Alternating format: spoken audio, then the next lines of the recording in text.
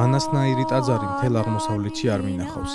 აია სოფიის შემდეგ მსგავსი არაფერი შემხვედრიაო, უთქვამს მე-19 საუკუნის დასაწყისში გერმანელ მოგზაურს კარლ კოხს.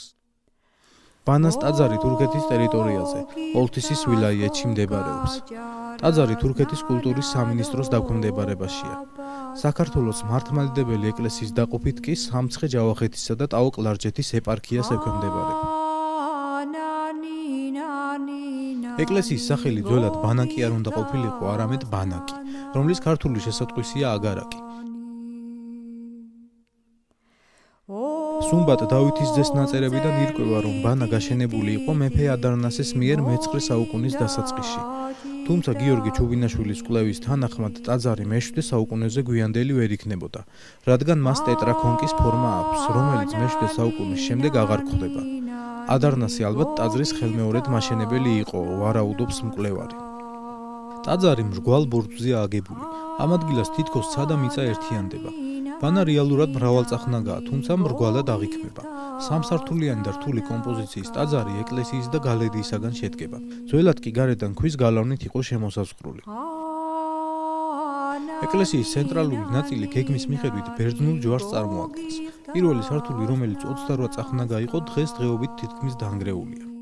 ბანას სიმაღლე ძველად 32 მეტრს აღწევდა. დღეს კი ის ჩვენ და სამწუხაროდ ნახევრამდეა დასული. ბანას ხუროთმოძღვრების კვლევა რეალურად ექვთიმე თაყაიშვილმა დაიწყო 1902 წელს. როდესაც მან პირველად მოინახულა ბანა, ტაძარი უკვე ძალზედ დანგრეული ყოფილა. მე-9 საუკუნიდან ბანა ტაოს დედაქალაქად გვევლინება. უდიდეს პოლიტიკურ ცენტრს მტერი არასოდეს მოკლებია და ოსმალეთის იმპერიის დროს ბანას ტაძარი ციხე-სიმაგრეთაც კი გადაუქცევიათ. დიდი თაღები ამოუშენებიათ და იქ იარაღის საწყობი მოუწვიათ. ტაძარს წარსულის ნაკვალევი დღესაც ეტყობა. მისი სარკმელები თოფისა და ზარბაზნების გამოსაყენებლად დანგრეული და დამახინჯებულია.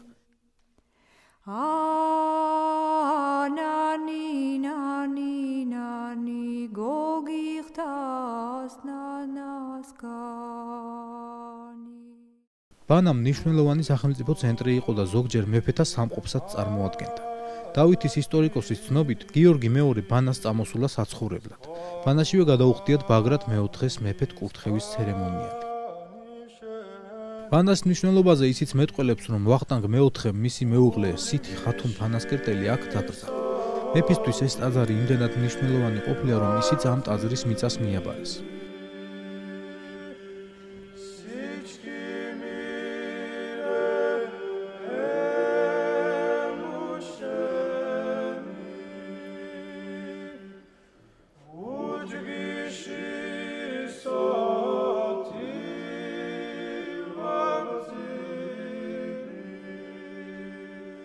არანაკლებ მნიშვნელოვანია პეიზაჟი, რომელიც პენაკს აკრავს.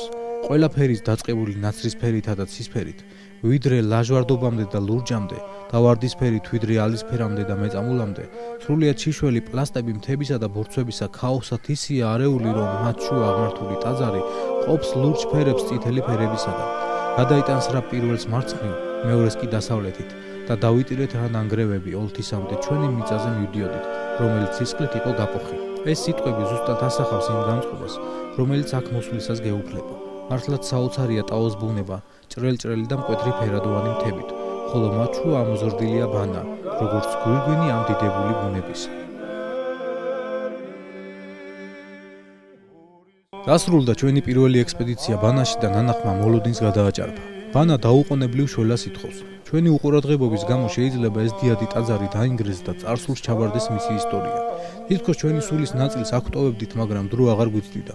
ველოდებოდა შემდეგი ტაძარი იშხანი, რომელიც ასევე გმირულად დგას დღევანდელი თურქეთის ტერიტორიაზე და მშველელ სენის. ადგილზე მისულებს ეკლესია სამშენებლო სამუშაოების გამო დაკეტილი დაგხვდა და მხოლოდ გარედან მოახერხეთ მისი დათვალიერება. ვერ შევძელით ტაძრის შიგნიდან მონახულება, მაგრამ გულის სიღრმეში ყველას გვიხაროდა, რომ ტაძარს რესტავრაცია უტარდება და სხვა ეკლესიებისაგან განსხვავებით ის დანგრევას გადაურჩა.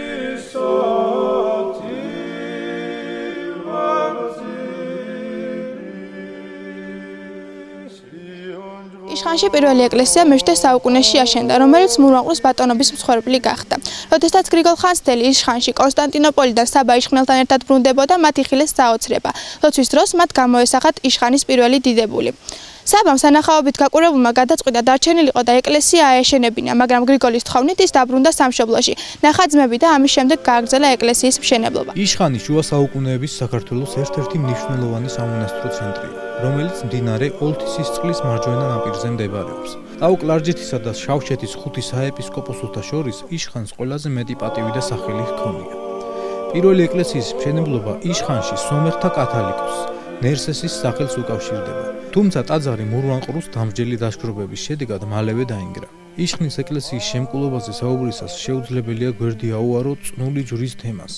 იშხანში ასეთი ჯვრების დიდი ნაწილი მთელი ეკლესიის გვერდით ჩუქურთმებით შემკულ პატარა სამლოცველოში გვხვდება. იშხნის მონასტერი ერთ-ერთი უმნიშვნელოვანესი კულტურულ საგანმანათლებლო კერა იყო. ილარიონ იშხნელის დაკვეთით სწორედ აქ გადაწერილია სახარება. შემდგომში ეგრეთ წოდებული მესტიის სახარება. ასევე აქვე 963 წელს დაუმზადებიათ ჭედური, მოოქროვილი ვერცხლის ჯვარი, რომელიც ახლა ხელოვნების სახელმწიფო მუზეუმში ინახება.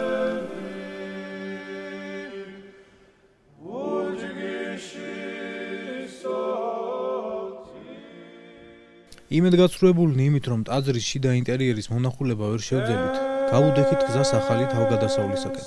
ყველას კიდევ ერთი დიდებული ტაძრის, ოშკის ნახვის სურვილი ჰქონდა. ამ ფიქრებში გართულნი მივადექით უზარმაზარ ეკლესიას, ოშკს და შევუდექით მის ძირფესვიან შესწავლას. ოშკის ტაძარი, რომელიც შუა საუკუნეების ერთ-ერთი ბრწყინვალე ძეგლია, ტაოშის სოფელ ჩამლიაამათში მდებარეობს. ტაძარი ბაგრატიონთა სამეფოს სახლის წარმომადგენლებს, დავით მეფესა და მის ძმას ბაგრატს დაუარსებიათ. მის შენებლობას კი ვინმე გრიგოლი უძღვებოდა, რომელიც სხვა წყაროებით ცნობილი არაა. ტაძარი 1026 წელს მოუხატავთ სარდალ ჯოჯიკის დაკვეთით, თუმცა დღემდე მხოლოდ მცირე ნაწილია შემორჩენილი ამ მოხატულობისა. სახურავის არარსებობის გამო კი კედლები წვიმის დროს ირეცხებოდა, რამაც სამწუხაროდ კედლების განადგურება გამოიწვია.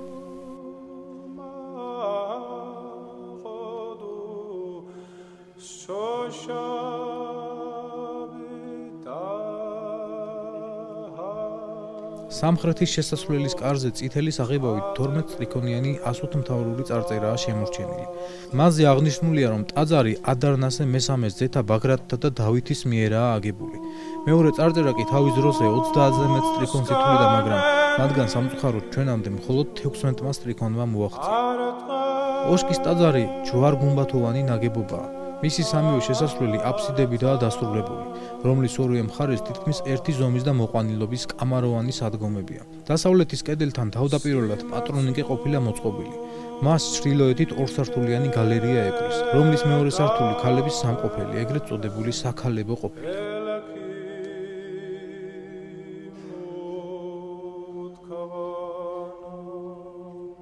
ოშკის მონასტერი მწიგნობრობისა და განათლების დიდი კერა იყო. მასში გადაწერილი, შექმნილი და ნათარგმნია დღემდე ჩვენამდე მოღწეული არაერთი დიდებული ხელნაწერი. ოშკის ბიბლია, 995 წელს გადაწერილი ტბეთის სახარება, 1033 წელს ოშკში გადაწერილი სახარების 4 თავი, რომელიც დღეს მესტიის მუზეუმში ინახება. ოშკის დიდებულმა ტაძარმა უდიდესი როლი შეასრულა საეკლესიო არქიტექტურის შემდგომ განვითარებაში და ბრწყინვალე ძეგლი დღეს დაანგრევის პირასაა.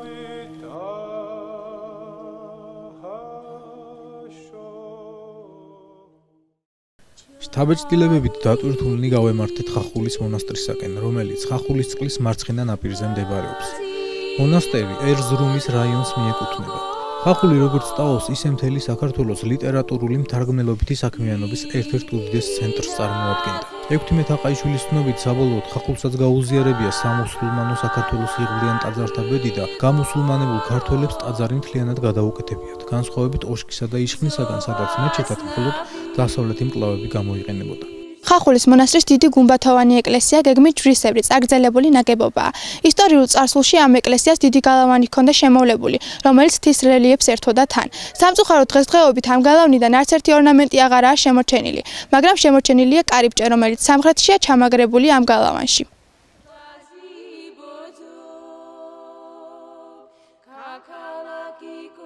ხახულის მონასტერი განთქმულია მის სამხრეთ ფასადზე ამოკვეთილი არწივით, რომელსაც ბრჭყალებში კურდღელი ჰყავს მომწყდეული. არწივი ქრისტიანულ სიმბოლიკაში ძლიერების განსახიერებაა და ამავდროულად ამაღლების და აღდგომის იდეას განასახიერებს, ხოლო კურდღელი გამორჩეულ მორწმუნედ და ქრისტიანად გვევლინება. ამ კომპოზიციაში გაცხადებულია ჭეშმარიტი ქრისტიანის ამაღლება. არწივის ქანდაკება იმგვარადაა დაყენებული, რომ იგი თითქოს სარკმლის თავზე დამჯდარი ქვევით იყურება და გამჭრიახი მზერით აკვირდება მოსიარულედ. მონასტრის გუმბათი 16 წახნაგაა და იმდენივე თაღითაა შემკული. ყველა სვეტისთავი განსხვავებულია. ზოგან ცხოველებისა და ფრინველების ფიგურებია ჩართული. უმეტესწილად კი წნული მცენარეებისა და გეომეტრიული ორნამენტებია.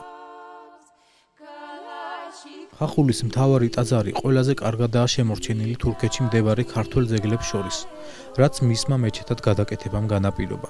ეს ამბავი ერთის მხრივ ტაძრისთვის დადებითად აისახა, თუმცა მეორე მხრივ სამწუხაროა, რომ ქართული ხუროთმოძღვრების ეს უნიკალური ნიმუში მეჩეთად ფუნქციონირებს.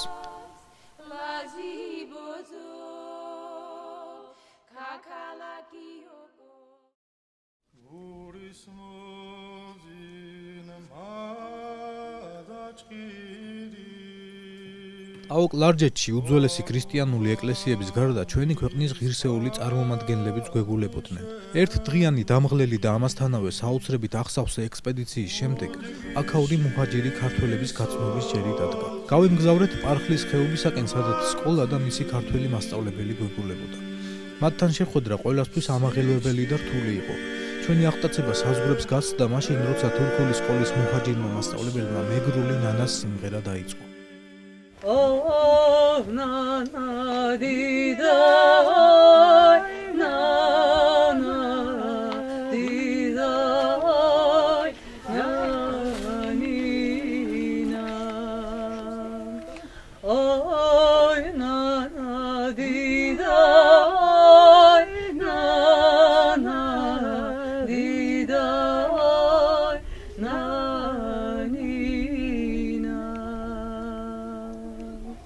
მე ვარ ნერიმან ალბაირაკ, სოფელ 4-დან ვარ. 19 წლის ვიყავი, ლიცეუმი ისა დავამთავრე იუსუფელში და მოვიფიქრე, რომ ჩემი ენა უნდა ვიცოდე და ამისთვის ჩემ სამშობლოში, საქართველოში ჩამოვედი. 19 წლის ვიყავი იმ დროს და ჩამოვედი პირველად თბილისში. ერთი წელი ჯავახიშვილის უნივერსიტეტში ვისწავლე ქართული ენა და მერე დავიწყე ისტორიის ფაკულტეტზე. მე რო დავამთავრე, მოვიფიქრო, რომ კარგად უნდა ვიცოდე ქართული ენა და გადავედი საპატრიარქოს უნივერსიტეტში ქართული ენათ მეცნიერებაში. მაგისტრატურას კიდე დავამთავრე და ახლა დოქტორანტურის პროგრამაზე ვარ, კიდე ქართულ ენათ მეცნიერებაში. ახლა ვარ სხვა სოფელში, ჩემ სოფელში არა ვარ, მასწავლებლად ვმუშაობ ამ უტავში, სახელი უტავში. პირველ წელს ვმუშაობ აქ და ჩვენი დამშვიდობებაც ასეთივე ამაღელვებელი იყო, როგორც ნერმანის სიმღერა. დავემშვიდობეთ სკოლას, სკოლის ბავშვებს და მის ქართველ მასწავლებელს, რომელმაც წამოსვლისას ტკბილეულით და ამასთან ერთად დიდი სიყვარულით დაგვასაჩუქრა.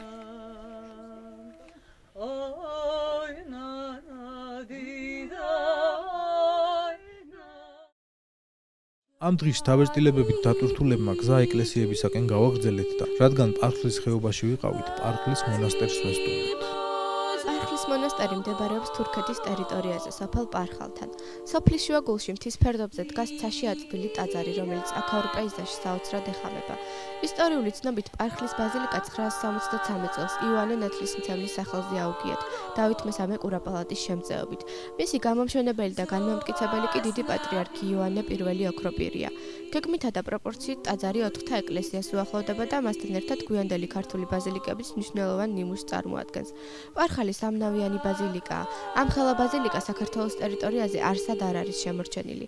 ეკლესიის შესასვლელები დასავლეთიდან, სამხრეთიდან და ჩრდილოეთიდანაა. მათი ზომები თითქმის ერთნაირია. ტაძრის ინტერიერი გადაწყვეტილია ბაზილიკური პრინციპით. ფასადზე დომინირებს ერთი ელემენტი, თაღი. ინტერიერის კედლები მოპირკეთებულია კარგად თლილი ქვით. იქმნება შთაბეჭდილება, რომ თავდაპირველად არ იყო დასახული კედლების შელესვა და მოხატვა, მაგრამ მოგვიანებით კედლები მაინც მოხატულა. სამწუხაროდ ამ მოხატვიდან მხოლოდ პატარა ფრაგმენტები შემორჩა. მე-16 საუკუნეში ოსმალებმა ისტორიულ სამხრეთ საქართველოს ტერიტორიების დაპყრობის შემდეგ პარხლის ეკლესია მეჩეთად გადააკეთეს, რომელიც 2009 წლამდე ფუნქციონირებდა. ამან ტაძარი დანგრევას გადაარჩინა.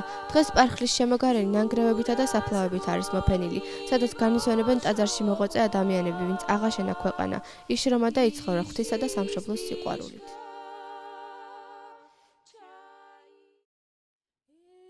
შემდეგი ტაძარი, რომელიც ჩვენი ექსპედიციის გეგმაში იყო, 4-თა გახლავთ. გავემართეთ 4-თას ეკლესიისაკენ, რომელიც ართვინის ვილაიეთში, სოფელ 4-თასთან მდებარეობს. სოფლის თურქული სახელწოდება დორთქილისე ქართული სახელწოდების ზუსტი თარგმანია. 4-თა ძალიან განსხვავდება ძველი ქართული ბაზილიკებისაგან. ეკლესიის შესახებ რამოდენიმე მოსაზრება არსებობს. პირველი მოსაზრების თანახმად 4-თა 4 მახარობლის სახელზეა აგებული. სწორედ აქედან გამომდინარეობს მისი დღევანდელი სახელი. ხოლო თუ მეორე აზრს დავუჯერებთ, 4-თა ტაოს ეკლესიებს შორის მეოთხე ყოფილა და სახელიც ამიტომ დაურქმევიათ. 4-თას მშენებლობაზე ასეთი ლეგენდა არსებობს. ეკლესია უცნობი მეფის ასულს ვინმე თამარს აუშენებია. მამამის ყველა ქალიშვილი ისლამზე მოუქცევია თამარის გარდა. ქალს ეკლესიის შენებისას ფული შემოლევია. თმა შეუკვეცავს გაუყიდე და ასე გაუგრძელებია ტაძრის მშენებლობა.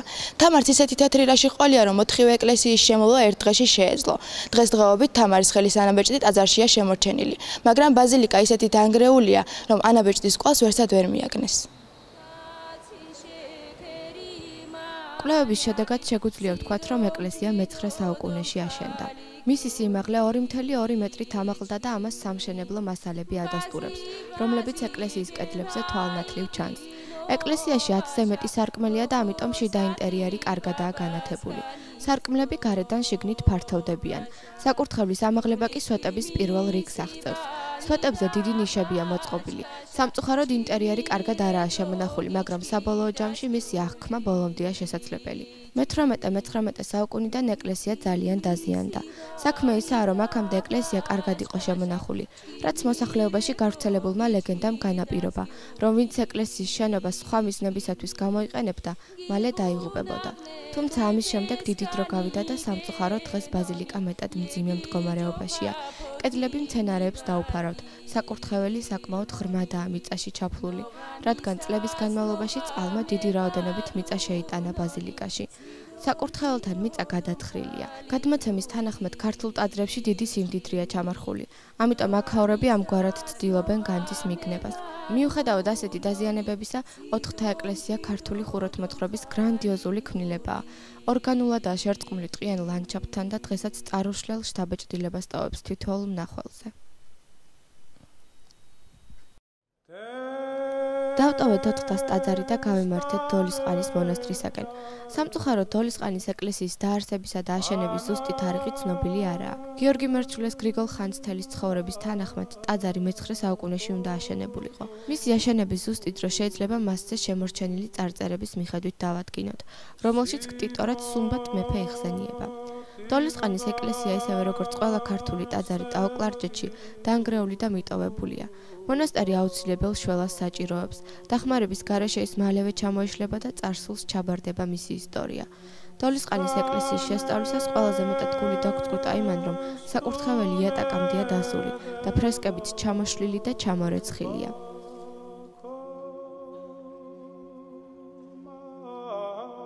იატაკის ზემოთ კი მთლიანადაა შეთეთრებული ქართული მოხატულობა. სოფლის იმამის თაოსნობით შეუკეთებიათ სახურავი და დანგრეული აღმოსავლეთის კუთხეც, რამაც საბედნიეროდ ტაძარი შემდგომი ნგრევისაგან იხსნა. დოლისყანის ეკლესიის გარე ფასადზე ძირითადი მორთულობები სარკმლების ირგვლივაა თავმოყრილი. ამ მხრივ განსაკუთრებით გამოირჩევა სამხრეთ მკლავის სარკმელი. უშუალოდ ამ სარკმლის ღიობის ზემოთ განთავსებულია ასომთავრული ასოებით წარწერა. ქრისტე ადიდე მეფეი ჩვენი სუმბატ მზეგრძელობით. წარწერის თავზე 11 ქვა განთავსებული, რომლებიც წითელი და ყვითელი ფერისაა. სარკმლის ორივე თავზე მთავარანგელოზთა გამოსახულებებია, რომლებიც ნახევრად წაშლილია კედლიდან. დოლისყანის ტაძარში ასევე შემორჩენილია არაბულენოვანი წარწერაც, რომელიც ქართულ ეკლესიებში იშვიათობას წარმოადგენს. ყველას გული დაგწყდა ტაძრის ამჟამინდელი მდგომარეობის გამო. ეკლესია მშველელს ელოდება დაკარგულ მიწაზე და იმედია გამოჩნდება კიდეც, რადგან მიწის დაკარგვასთან ერთად საქართველოს ქრისტიანული ეკლესიების დაკარგვაც გვემუქრება.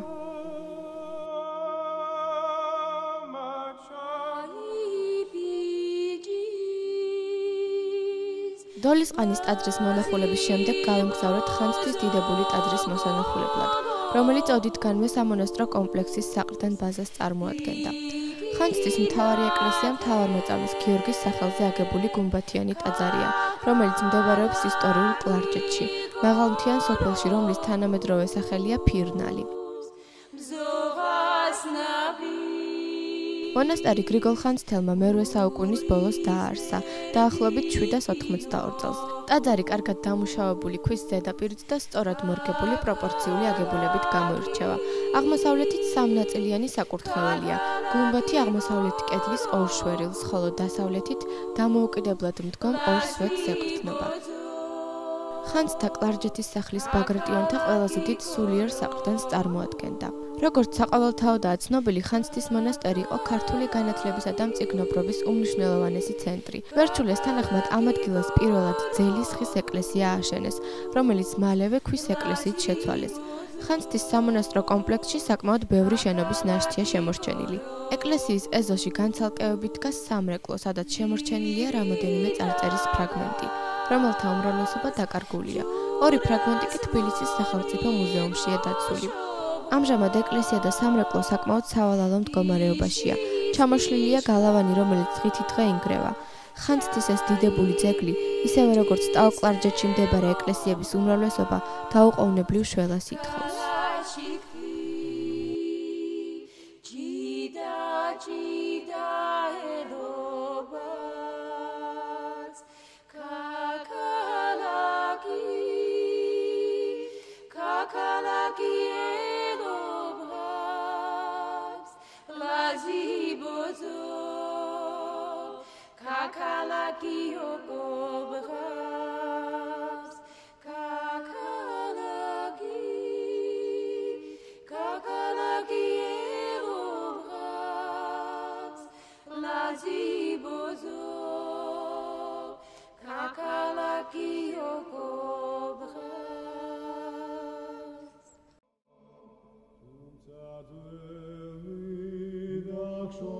ამ წალკოტში ჩაფლული ტაძრების შემხედვარე კიდევ ერთხელ ტკივილით გვახსენდება ის სიტყვები, რომელიც გრიგოლ ხანძთელს ამ ხარისთან გამოშტუბებისას წარმოუდგამს. აც თუ ხორცით განგეშორები, ხოლო სულით ამ არადის შენთან ვარ შეწევნად შენდა.